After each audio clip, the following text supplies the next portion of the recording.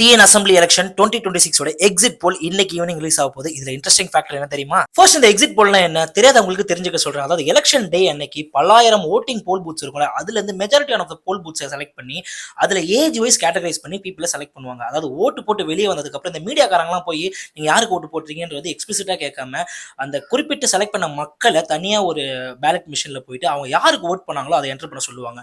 அதாவது இதை வச்சு அவங்க எந்த கட்சிக்கு மெஜாரிட்டியா ஓட் பண்ணிருக்காங்கன்ற ஒரு சர்வே எடுப்பாங்க. அதுதான் எலெக்ஷனோட எக்ஸிட் போல். சோ இதுதான் அக்யூரேட்டா அப்படின்னு கேட்டீங்கன்னா இது கண்டிப்பா கிடையாது. ஏன்னா இது ஒரு ப்ரெடிக்ஷன் தான். இதையும் ChatGPT நம்ம கேட்டிருக்கோம். 2021ல வந்து இது என்ன நடந்திருக்குன்னு ப்ரெடிக்ஷன் பாத்தீங்கன்னா கிளியரா டிஎம்கே தான் வந்து மெஜாரிட்டியா ஸ்வீப் ஆயிருக்கு, இவ்வளவு மெஜாரிட்டியான ஓட்ஸ் இருக்கு, அப்புறம் ஏஐடிஎம்கே இவ்வளவு ஸ்வீட்ஸ் இருக்குன்றது வந்து தெளிவா போட்டது. அதே மாதிரி டிஎம்கே வின் ஆச்சு. 2016 டிஎம்கே தான் அதிகமான மெஜாரிட்டி சீட்ஸ் இருந்தது. பட் ஆனா பாத்தீங்கன்னா ஏடிஎம்கே வின் பண்ணிச்சு. ஆனா ஒண்ணு மட்டும் நிச்சயம், டிவிக்கு ஜெயிச்சா ஆனா மறந்துடாதீங்க, தோத்தா காத்திருப்போம் மே 4க்கு.